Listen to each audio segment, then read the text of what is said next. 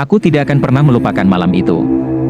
Malam di mana aku melihat sesuatu yang seharusnya tidak pernah kulihat. Waktu itu sekitar pukul 2 dini hari. Aku baru saja pulang dari rumah temanku setelah membantu mengerjakan tugas. Jalanan desa sudah sepi, hanya ada suara jangkrik dan sesekali lolongan anjing dari kejauhan. Aku memilih jalan pintas melewati simpang 3 yang konon katanya angker, tapi saat itu aku tak terlalu memikirkan hal-hal mistis. Saat mendekati simpang 3, perasaanku mulai tidak enak. Angin malam tiba-tiba berhembus lebih dingin dari biasanya. Bulan separuh tertutup awan, membuat suasana semakin suram. Entah kenapa, tubuhku merinding tanpa alasan yang jelas. Saat aku melangkah semakin dekat, aku melihat sosok seseorang berdiri di bawah pohon besar di tepi jalan. Ia mengenakan pakaian lusuh berwarna coklat kemerahan, seperti terkena lumpur atau sesuatu yang lebih mengerikan. Aku berhenti melangkah. Ada sesuatu yang aneh dari sosok itu. Semakin aku memperhatikannya, semakin aku sadar bahwa tubuhnya tidak utuh. Ada sesuatu yang menggantung di tangannya.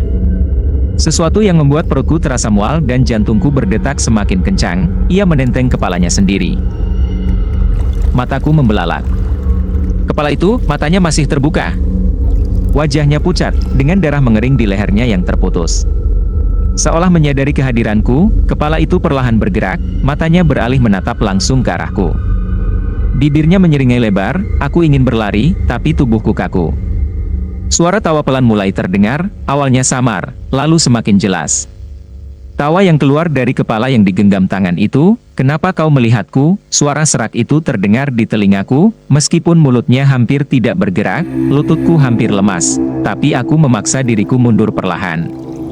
Tawa itu semakin keras, bergema di sekitar simpang 3 yang kini terasa lebih gelap dan mencekam. Tiba-tiba, sosok itu bergerak. Bukan dengan kaki, tapi tubuhnya seperti melayang ke arahku dengan kecepatan yang mustahil. Aku menjerit dan seketika berlari secepat yang aku bisa. Aku tidak peduli kemana aku berlari, aku hanya ingin menjauh. Nafasku memburu, jantungku terasa hampir meledak. Aku berani bersumpah aku masih mendengar suara tawa itu di belakangku. Sesampainya di rumah, aku menggedor pintu dengan panik. Ibu membukakan pintu dengan wajah bingung, dan begitu melihat keadaanku yang pucat dan berkeringat, ia langsung membawaku masuk. Malam itu, aku tidak bisa tidur. Bayangan sosok itu terus menghantui pikiranku. Dan yang paling mengerikan adalah, saat aku menutup mata, aku masih bisa mendengar suara tawanya. Sampai sekarang, aku tidak pernah berani melewati simpang 3 itu lagi. Sejak malam itu, aku mengalami mimpi buruk hampir setiap malam. Dalam mimpi itu, aku selalu berada di simpang 3 yang sama, berdiri di bawah pohon besar yang tampak lebih menyeramkan daripada sebelumnya. Dan di sana, sosok itu selalu muncul. Ia menatapku dengan kepala yang masih ditenteng di tangannya. Kadang ia tertawa, kadang ia memanggil namaku dengan suara parau.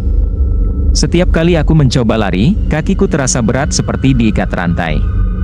Aku hanya bisa menjerit dalam diam, lalu terbangun dengan keringat dingin membasahi tubuhku. Ibu mulai menyadari ada yang salah denganku.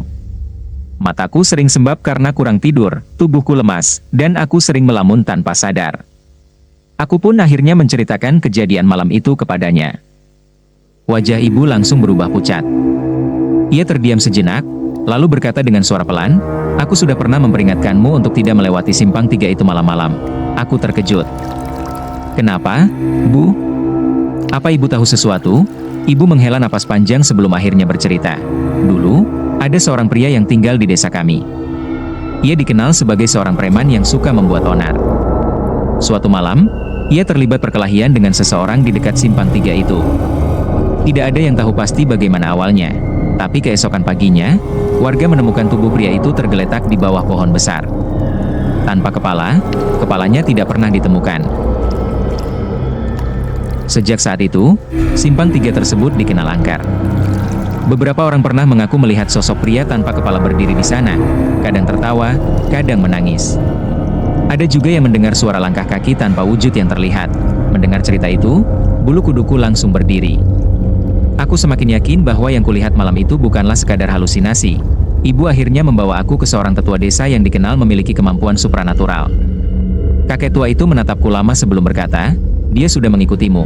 Aku terkejut. "Mengikutiku?" Ia mengangguk. "Dan dia tahu kau takut." Makin kau takut, makin kuat ikatannya denganmu. Jantungku hampir berhenti berdetak mendengar kata-kata itu.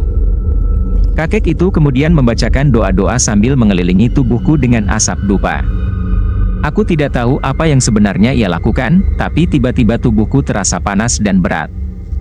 Aku merasa seolah ada sesuatu yang keluar dari tubuhku. Saat ritual selesai, kakek itu menatapku dengan serius. Jangan pernah kembali ke tempat itu, apalagi di malam hari. Jika kau melihatnya lagi, jangan menunjukkan rasa takut. Jangan menatap matanya. Dan yang terpenting, jangan pernah menjawab jika dia memanggil namamu. Aku mengangguk cepat, tidak ingin tahu apa yang akan terjadi jika aku melanggar peringatan itu. Malam-malam setelahnya, mimpi burukku mulai berkurang. Aku tidak lagi mendengar suara tawa itu. Dan perlahan aku bisa tidur dengan lebih tenang. Namun, kadang, saat aku melewati simpang 3 itu di siang hari, aku merasa ada seseorang yang mengawasiku dari balik pohon besar itu. Dan terkadang, di tengah malam yang sunyi, aku masih mendengar tawa pelan di telingaku. Tawa yang membuatku ingat bahwa dia mungkin masih ada di sana. Menunggu. Beberapa bulan berlalu, dan aku mulai berpikir bahwa kejadian itu hanyalah gangguan sementara. Mimpi burukku telah berkurang, aku tidak lagi merasa dia mengikutiku, dan kehidupan mulai kembali normal. Sampai suatu malam, saat itu aku sedang duduk di ruang tamu, menonton televisi sendirian karena orang tuaku menghadiri acara di rumah tetangga. Udara malam terasa lebih dingin dari biasanya, dan suasana di luar begitu sunyi. Hanya suara jangkrik dan hembusan angin yang sesekali terdengar. Tiba-tiba, listrik di rumahku mati. Gelap total, aku meraba-raba dalam kegelapan, berusaha mencari senter atau lilin. Aku tahu di mana benda-benda itu disimpan, tapi untuk menuju ke sana, aku harus melewati jendela yang menghadap ke halaman depan. Saat aku berjalan pelan, aku mendengar sesuatu. Ketukan pelan di jendela.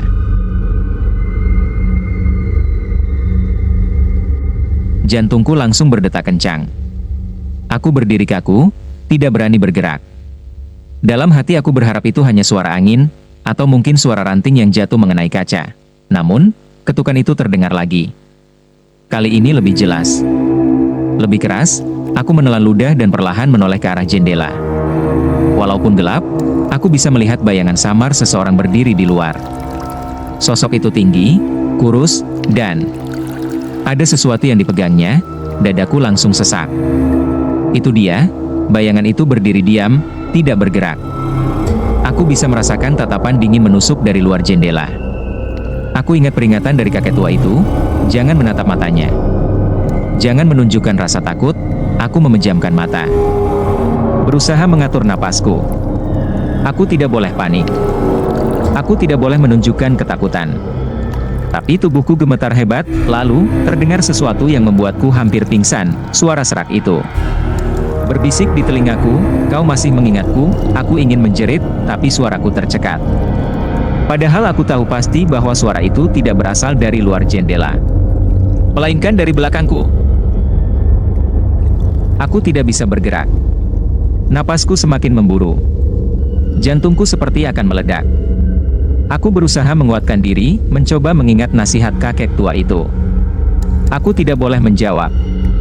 Aku tidak boleh merespons. Namun, sebelum aku bisa melakukan apapun, sesuatu yang lebih mengerikan terjadi. Aku merasakan hembusan napas dingin di leherku. Aku langsung berlari tanpa menoleh. Aku menerjang pintu depan, berlari keluar rumah tanpa peduli apapun. Kaki-kakiku gemetar, tapi aku terus berlari menuju rumah tetangga terdekat. Saat aku tiba, aku menggedor pintu mereka dengan panik. Ketika pintu terbuka dan cahaya menerangi wajahku, semua orang di dalam rumah itu menatapku dengan ekspresi ngeri. "Ada apa, Nak?" tanya seorang ibu dengan suara gemetar. Aku tidak bisa menjawab. Aku hanya berdiri di sana, terengah-engah, tubuhku masih gemetar. Lalu, seorang pria tua yang juga ada di dalam rumah itu menunjuk ke arahku dengan wajah pucat. Astaga!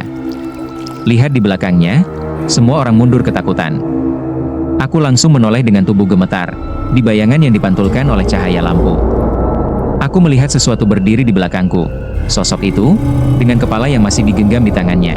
Ia tersenyum padaku, dan saat itu juga, aku pingsan.